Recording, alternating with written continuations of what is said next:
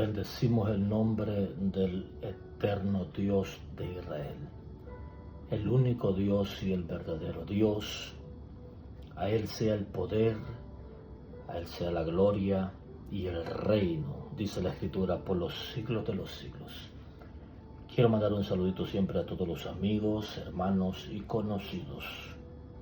Que la gracia y el favor del eterno Dios esté con nosotros en estos días finales que empezaron en el derramamiento del Espíritu Santo, que fue lo que Joel 2:28 había profetizado. Esto es lo que profetizó Joel, dice el apóstol Pedro en el día de Pentecostés. Entonces estamos en las horas finales y creemos que nuestro Mesías, nuestro Rey, pronto aparecerá en las nubes. Hoy quiero cerrar con esta enseñanza que he venido tocando acerca de lo que es la gracia de Dios y los mandamientos, cómo la Escritura revela bien claro en el Nuevo Testamento de la importancia de prestarle atención a estas 10 palabras, como se le conoce, de que tiene que ver con agradar al Señor y agradar al prójimo. Dios, desde el Génesis, en Génesis capítulo 6, nosotros vemos que Dios cambió el lenguaje de los hombres, bueno, más adelante, ¿no? por causa de la desobediencia, pero nosotros vemos desde el principio esa unión familiar de todos los seres humanos, donde hablaban un mismo lenguaje. Ha de haber sido bello, hermoso, porque era entendible. Y la Biblia dice en Génesis capítulo 1 y vio Dios que todo era bueno. En el libro de Eclesiastés la Escritura dice, todo lo hizo hermoso en su tiempo. Las cosas que Dios hace son perfectas y llevan un detalle, llevan el reflejo de su espíritu y la belleza de su poder. Por eso la Escritura dice, los cielos cuentan la gloria de Dios y el firmamento anuncia la obra de sus manos. Entonces quiero hoy ver hablar un poquito para cerrar acerca de lo que es la gracia y los mandamientos de nuestro Dios. Como en el nuevo pacto, en Jeremías capítulo 31, en Jeremías capítulo 31, verso 31, del 31 al 34, el Señor dice, aquí vienen días, dice Jehová, en los cuales haré un nuevo pacto con la casa de Israel y con la casa de Judá, no como el pacto que hice con sus padres el día que los tomé de su mano para sacarlos de la tierra de Egipto, porque ellos invalidaron mi pacto y aunque fui yo un marido para ellos, dice Jehová, me dejaron, pero este es el pacto que haré con la casa de Israel después de aquellos días, dice Jehová. Daré mi ley en su mente y la escribiré en su corazón, y yo seré a ellos por Dios, y ellos serán mi pueblo. Esto está hablando en el nuevo pacto del Mesías. Es muy importante que los que están viendo esta reflexión puedan analizar Jeremías capítulo 31, verso 31 al 34, donde el mismo Dios del cielo, declara bien claro que la ley de los mandamientos, según el contexto, Él la iba a escribir en nuestro corazón y en nuestra mente, para que nosotros así podamos demostrarle a Él que somos su pueblo obedeciendo su palabra. Entonces, en el Nuevo Testamento, la Escritura es bien clara cuando revela estas 10 palabras o los 10 mandamientos. Que aunque la gracia, ¿qué es gracia? Gracia es un favor inmerecido. El Cordero de Dios, por la gracia del mismo Dios, desde antes de la fundación del mundo, había muerto por nuestros pecados, dice la Escritura. Y esa gracia consiste en que ni usted, ni yo, ni ningún ser humano existíamos cuando Él ya había sido determinado mediante el Espíritu Eterno, dice el libro de los Hebreos, dar su vida en rescate por muchos. Hay cosas, misterios, que no los entendemos en Dios, pero que podemos reflejar una luz de esas cualidades. Entonces, gracia es que Dios hizo algo cuando usted que me mira y yo no teníamos ni la más mínima posibilidad de hacer algo. No teníamos la capacidad, ni sabíamos, ni entendíamos nada de esas cosas. Pero Dios lo hizo. Entonces esa es la gracia, que íbamos en picada hacia la muerte. Entonces separa el destino del hombre. Aparece nuestro Mesías, aparece el Cordero. Él pasa a lo más profundo del abismo, dice Efesios capítulo 4, bajó a las partes más profundas de la tierra y expió, hizo una expiación por nuestros pecados, dio su vida, pagó el rescate y luego nos puso en la misma posición otra vez a la cual pertenecíamos, a la cual Adán había perdido. Y era de que había desobedecido. Por cuanto habíamos desobedecido, dice Romanos, todos estábamos destituidos de la gloria de Dios. Entonces viene Dios, a través de su sacrificio, nos vuelve a poner en la misma posición que Adán tenía. Por eso es muy importante que si nosotros creemos que el Mesías vino a rescatar lo que Adán perdió, lo que se había perdido, como el último Adán, porque hermano, en el primer Adán todos mueren, todos conocemos esa palabra, y en el último Adán todos vivan, en el primer Adán todos son condenados, pero en el último Adán todos somos salvos, los que creemos en él. Entonces, si creemos que el Mesías, que el Cristo vino a hacer ese sacrificio, tenemos que entender que lo vino a poner de nuevo en el Edén y volvió a surgir el mandamiento que está en toda la Escritura, que es obediencia quiero y no sacrificio. A los 613 preceptos, si podríamos llamarle así, a los 10 mandamientos, a los 2 mandamientos, el Señor lo resume en un solo mandamiento. Y dice, y este mandamiento que te doy, dice el Señor, no es demasiado difícil para ti.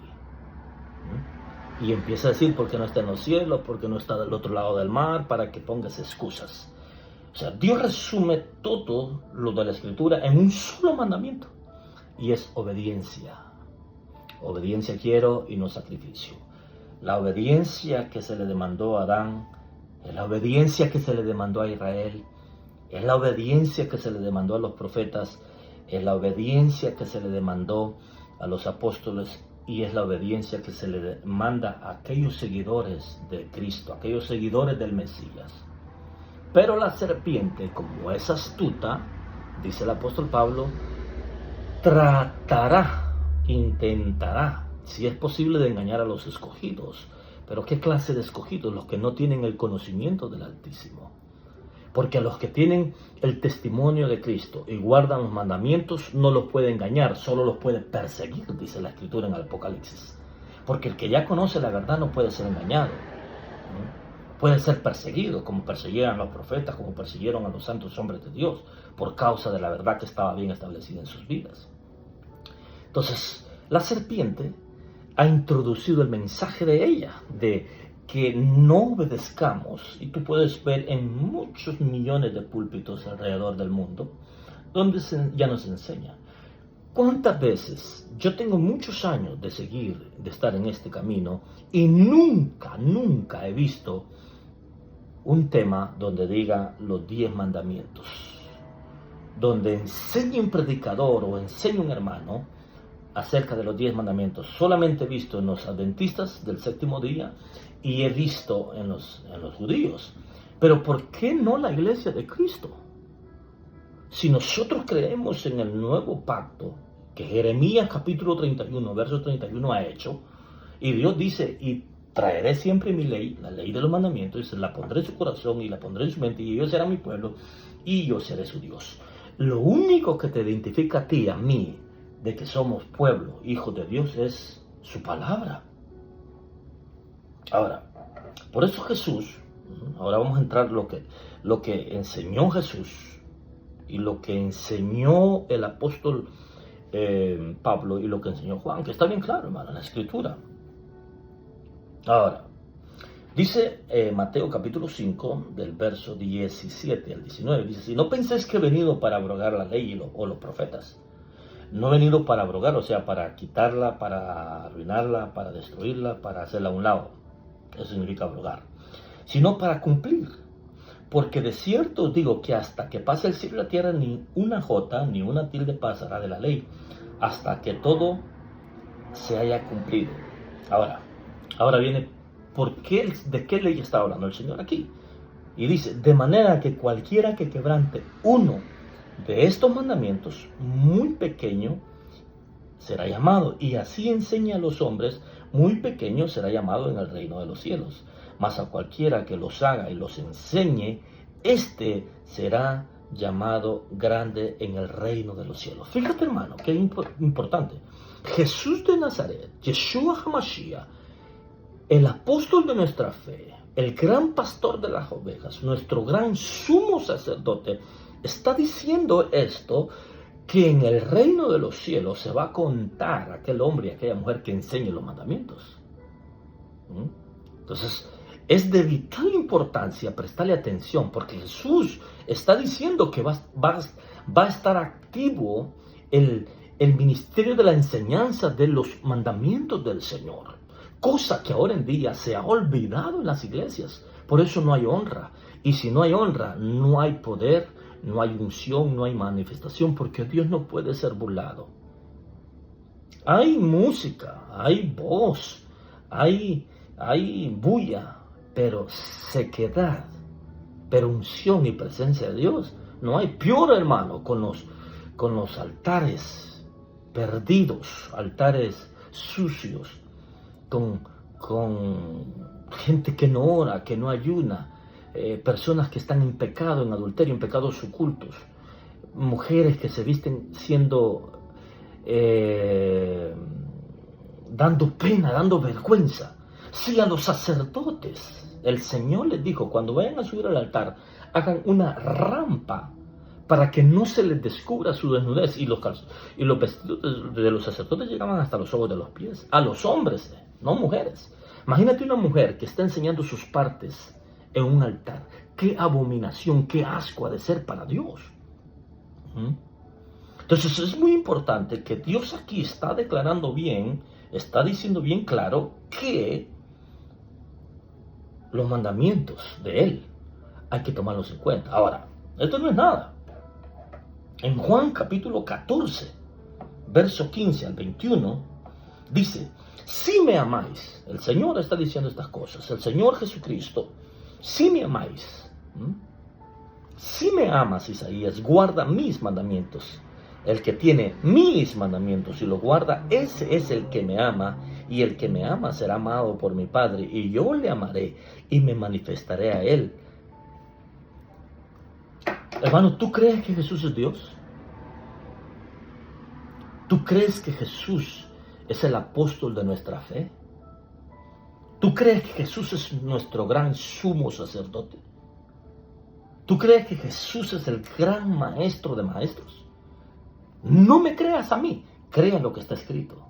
Y aquí Él, el que me ha visto a mí, ha visto al Padre, o sea, el Dios manifestado en la persona de Cristo, te está diciendo a ti y a mí bien claro, no necesitas revelación, no necesitas nada. Él dice, si me vas a amar, guarda mis mandamientos. Qué terrible está esto, hermano. Qué desafío para aquellos hombres y mujeres que predican la palabra del Señor. Porque seremos juzgados según lo que está escrito en el libro, o sea, según la palabra del Señor. Jesús dice, si me amas, guarda mis mandamientos. Ahora, el apóstol Pablo, estoy cerrando, el apóstol Pablo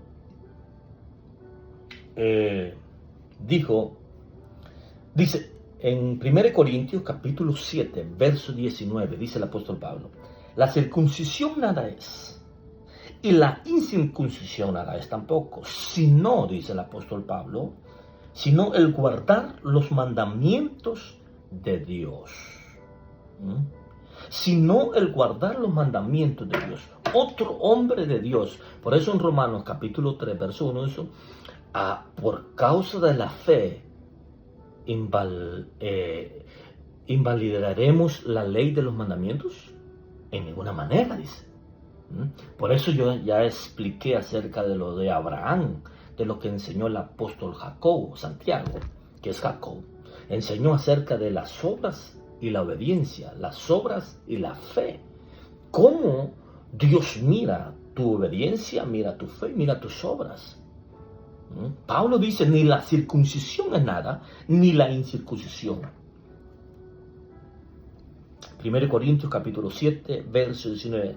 La circuncisión nada es y la incircuncisión nada es, sino el guardar los mandamientos de Dios. Él sabía la importancia que era.